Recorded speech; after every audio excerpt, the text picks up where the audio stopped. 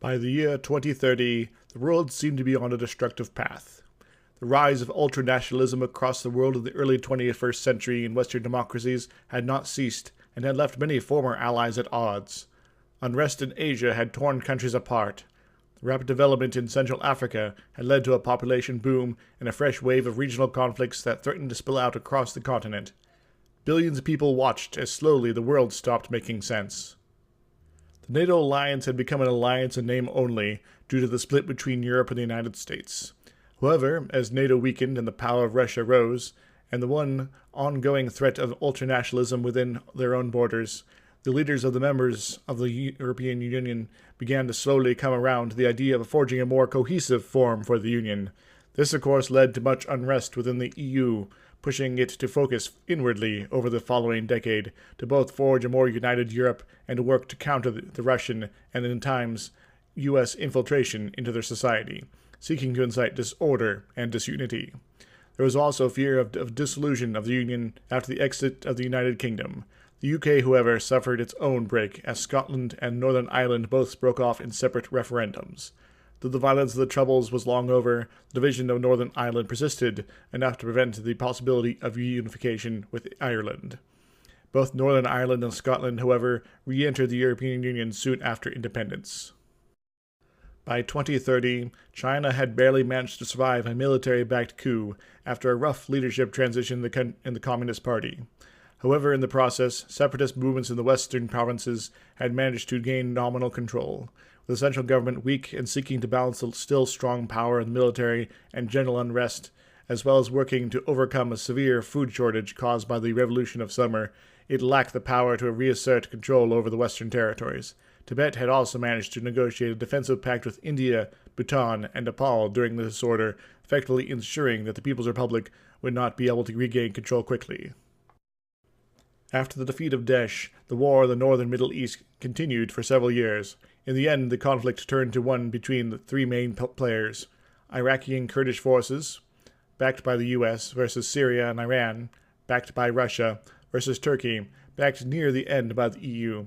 As both the US and EU turned inward by the mid-2020s, Russia's role in the conflict similarly waned as the strategic utility of continued support of the Assad regime grew pointless. This pushed Iran to a greater role, resulting in expansion of the conflict across the Iranian border, pushed by both Turkey and the Iraqi-Kurdish alliance.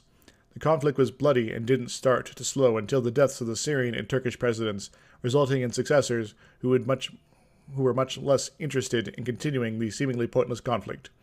In 2029, with the conflict well past spiraling out of control and an intervention into eastern Iran by Pakistan, a Jordanian-backed peace proposal was finally agreed to, redrawing the map of the conflict region. While the Kurds gained self-determination, the other major players all lost territory or were divided by religious or ethnic groupings. During the conflict in Libya, the military dictatorship of Egypt had taken advantage of the weakened Libyan government and seized Libya's eastern third. Despite the crushing of the more organized insurgent movements, the eastern desert had continued to be a hiding spot for such smaller groups, as well as anti-government Egyptian rebels. The territory seizure was condemned across the globe, but without the will of the Western nations and the disinterest of the rest of the world, the land grab was allowed to slide. After the revolution against the Russian-backed government in Ukraine, the illegal annexation of Crimea by Russia, and Russia's persistent support of rebels in eastern Ukraine, the conflict eventually came to a standstill. Though not officially independent, the eastern provinces of Donetsk was de facto independent. A formal ceasefire was eventually signed in 2032. After nearly 2 decades of conflict, despite the peace, the ceasefire was seen as a massive victory for Russia. After decades of conflict and civil war in various parts of the Democratic Republic of Congo, the nation finally broke apart.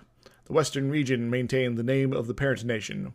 The major successor state that made up most of the eastern regions of the parent nation was initially called Greater Kivu. However, after the rise of Supreme President Francois Nkuda, the new nation was renamed Grand Republic of Africa. The young dictator was mostly ignored by the outside world, but worked diligently to rebuild the lands of the GRA, end threats to his power, and push towards a highly militarized society. As the other successor states were not as successful in their rebuilding efforts, including establishing internal security, they naturally grew suspicious of the Nkuda regime and formed a defensive pact. a defensive pact that would be activated in the early 2030s as Nakuta's army moved into action, intent on reuniting the former Democratic Republic of Congo. The ultranationalist movement plaguing North America and Europe had also come to Latin and South America. As autocrats came to power in Brazil and Peru, it spurred their neighbors to similarly seek strongman-type leadership, reversing almost entirely the march to free democracy in South America. However, this was not the case in Ecuador and Paraguay, which, in response to the reversal from democracy being seen across the world, rebuilt their constitutions and soon became leading advocates for other holdouts against the tide of autocratic rule across the world during the 2030s.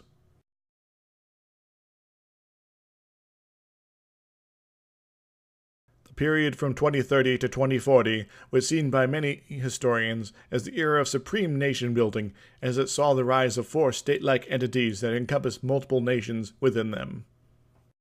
The oldest superstate of the four was the European Union. With the 2035 Constitution, no longer were nations allowed to leave the EU, and uniform regulations and laws were established across the EU, bringing to an end much of the home rule that had persisted before.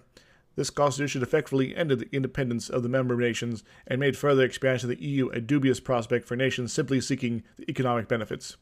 However, given the unification's other benefits, such as mutual defense, Ukraine sought membership and was awarded it in 2039. However, this left the question of status of the breakaway regions. The remaining micronations of Europe, with the exception of the Vatican, also made a treaty to transition to EU membership by 2050 after an interim period of establishing a fully democratic transition government. The revitalization of the EU was actively countered by Russia and the United States, who saw the unification of Europe by this point as a major threat to both countries' sphere of influence. This led to the closure of the borders between the EU and Russia in 2038 and a U.S. travel ban the following year.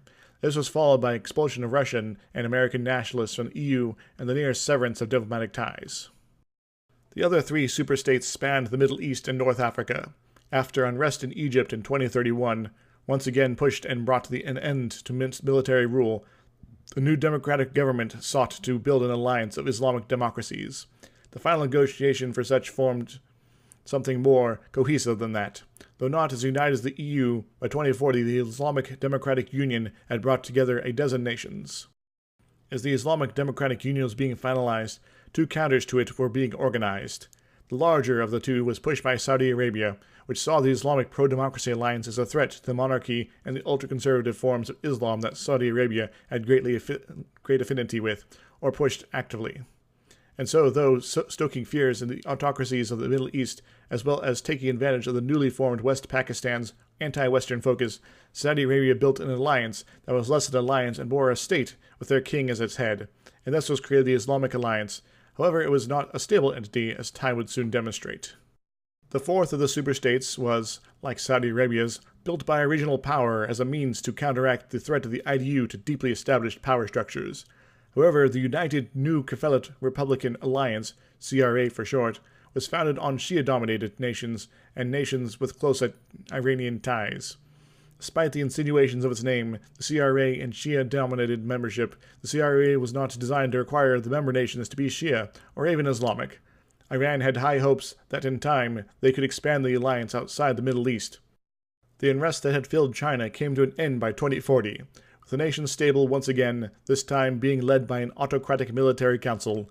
It became clear that China was eager to regain the lost territories in the west as well as Taiwan.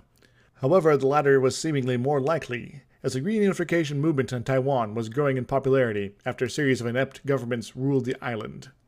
Given the growing irrationality of the North Koreans' most recent Kim, and to flex its returning strength, the Chinese instigated a coup in the Hermit Kingdom, removing the Kim dynasty and establishing military rule similar to as what was had in China. This act, and the fact that they had been mostly ignored by the West for decades, spurred the creation of a series of anti-Chinese agreements between their neighbors. Also, Japan changed its constitution in order to allow full remobilization.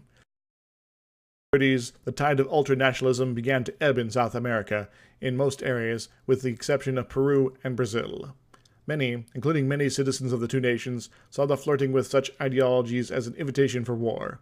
However, with the strong men in charge of the two nations now deeply entrenched, it seemed inevitable that war would break out, as the rhetoric from both seemed to make it clear that expansionist ideologies were strong in their respective regimes.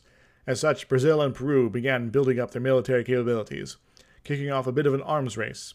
The rest of the continent was unsure if the two had banded together to conquer South America or were seeking to go to war against each other. The inward focus of the United States continued through most of the 2030s. However, near the end of the decade, with ever-growing discontent with the government that remained in power election after election despite overwhelming majorities voting for the opposition party, enough changes in state laws were pushed through, usually by popular referendum, to force fair congressional redistricting for a majority of congressional seats. Still, this would not yield a change in power for the presidency due to the Electoral College's bias towards small population states. What did disrupt the near-perpetual one-party presidency was a faction that broke from the Republican Party, which actively promoted ethnic cleansing and other horrors. The splinter party would end up persisting for a few election cycles before returning to the parent party before the 2044 election. The Grand Republic of Africa spent most of the 2030s at war with the other Democratic Republic of Congo successor states. President Francois Nkoda's early wars were hard-fought slogs through difficult terrain and hot jungles. The difficulties for his troops were nothing compared to the horrors they brought the people they invaded. It began to dawn on the rest of the world just how brutal the GRA's actions were during the 2030s. In 2037, after discovering the neighboring nation of Burundi was supplying an insurgency within the GRA, Nkunda pulled almost his entire army back from the front lines to invade Burundi. By later that year, the government and most of the military leadership of Burundi was massacred, and the nation annexed into the GRA. This turning of attention soon after led to truce between the GRA and the two remaining successor states that would last until early 2041. During the truce, the GRA spent most of the effort pacifying its acquired territories. Also during this time, President Nkounda enacted 2 purges of his own government, eliminating political enemies and those he deemed had brought upon the failures of the earlier fighting.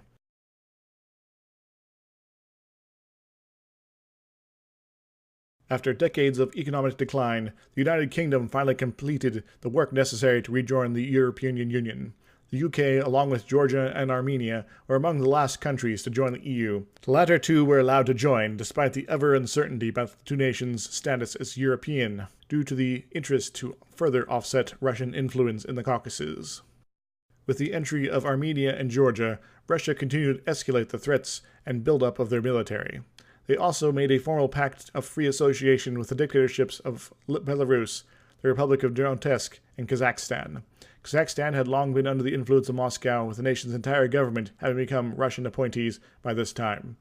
It was clear that war was likely. Rhetoric between Russia and the EU was heated. However, both sides were able to negotiate something that likely prevented the end of the human race. Russian and EU leaders agreed that if the conflict turned hot, neither side would go nuclear unless such weapons were used anywhere else in the world first, including in testing. This agreement would be an important factor in preventing another conflict in the following years from going nuclear, as no nation wanted to see the hostilities between Russia and the EU hit that level. Along with this negotiation was a slow dismantling of both sides' nuclear arsenal to be limited to a point where neither side could strike more than just Russia or Europe effectively. China began the process of reintegrating Taiwan in 2041 after the island's government was taken over by reunification-friendly politicians. At roughly the same time, China was engaged in military operations to retake the Western territories, which had yet to establish a stable local government due to their Chinese enforced isolation. However, due to the defensive agreements, Tibet remained independent. China made it clear that that would not be the case soon by mobilizing their army along the Tibet border. This naturally spurred Tibet and its allies to begin preparations for war. Of course, Tibet lacked much military strength of its own and relied heavily on India for support if a fight was to be kicked off. The 3 super-states dominating the Middle East continued their expansion. With the cessations of hostilities between Pakistan and India after the East-West split of the former, Pakistan joined the Islamic Democratic Union, making it an important, influential member of the Union. However, the diversity of members of the Union was starting to show, causing discord in the organization and the stepping down of Egypt as the permanent leading nation. The Saudi-centric Islamic alliance began to also suffer growing pains as differences in fundamentalist ideologies and power sharing made several members unhappy with the Saudis as the dominant force in the alliance. The Iran-centric CRA, however, didn't face such difficulties, as Iran was quite happy to share the central decision-making with the other members in exchange for appropriate contributions in science, technology, military, and, of course, funding. In Africa, the wars of President Francois Nkunda were expanding quickly. Nakuta's Grand Republic of Africa finished most of the conquest of the Democratic Republic of Congo and the other successor states in early 2041. Due to Nakuta's government's ties to groups in Rwanda, it soon became a target of this ever-growing army to at first support these groups, but in the end incorporate the nation into the GRA itself. The massacres that followed spurred neighboring Uganda, which had until then looked on in growing horror at the expansionist rhetoric of Nakuta for years, sweep into action by attacking the GRA. The Republic of Congo soon joins Uganda, seeing the GRA already massing troops on their own border and seeking to prevent themselves from being the next Rwanda. The combined effort of the two nearly turned back the GRA's armies, but shifting weather conditions helped turn a few important engagements in the GRA's favor, and soon both nations were being partially occupied. If not for the guerrilla fighting in the occupied territories and the rest of the GRA against Nakuta's regime, both nations would have vanished then. But in early 2043, a ceasefire was established between the GRA, Republic of Congo, and Uganda. But with continued mandatory conscription and money coming in from international business interests seeking to win favor with Nakuta's government, the GRA was clearly only stalled, not defeated. In the short peace, Nakuta began to negotiate agreements with Chad and Zimbabwe's similarly nationalistic expansionist governments to assist further expansion efforts. Also during this time, the GRA began a massive campaign of jungle burning as they sought to destroy the remaining resistance to their government in the Congolese jungle. The near destruction of most of the Congo rainforest not only contributed to global warming as mass amounts of CO2 was released, but spurred shifts in weather patterns. Some areas would be struck with droughts, with millions starving as the global tensions prevented cheap food imports, while other areas would endure devastating flooding. Much of the chaos caused by this in Africa would help grow the power and influence of the GRA. Susan Wooster served one term after the 2040 election, becoming the first woman president of the United States and first Democratic president since Obama due to the three-way split in the election. However, due to the highly entrenched Congress, more afraid of their base than President Wooster, the change in power yielded very little change in policy. With the decades of right-wing government and a Supreme Court happy to strike down almost instantly the few moderate policies Wooster managed to get passed, it was becoming clear to the entrapped majority of the U.S. that they were no longer living under anything even remotely similar to a democracy. During the 2042 midterms, the wound between the Republican Party and the splinter white supremacist-based Patriot Party was mended, and the two parties agreed to build a unity ticket for the next presidential election. The common wisdom of the time was that both the right-wing parties, despite having near total control of the government, were eager to get revenge on the left-leaning party and its voters for having the gall of winning an important election. Talk of a possible civil war was common on both sides. The assassination of Peru's dictator by Brazilian agents in 2042 threw the country into chaos. When the dust had cleared, a new president had been appointed by the military. However, after assuming power, the new president called for new, open, and free elections. Some suspected Ecuadorian influence inside of the transition of power. Despite the sudden shift back to democracy, the Peruvian military remained highly mobilized. But the reduction of nationalist rhetoric made the nation seem suddenly vulnerable by their Brazilian neighbors. President Sousa of Brazil made his Brazilian South America speech in May of 2043, making it clear that he was intent on uniting South America peacefully or through force. The world was seemingly at a breaking point. Regional conflicts were building. Great powers were either at each other's throats or cutting away at their insides. The few spots of stability were growing rarer by the day, and remained only such due to distance or economic requirement by more powerful neighbors. And others were on the front lines, fearful that when things turned hot, they'd be the first to fall to the growing chaos.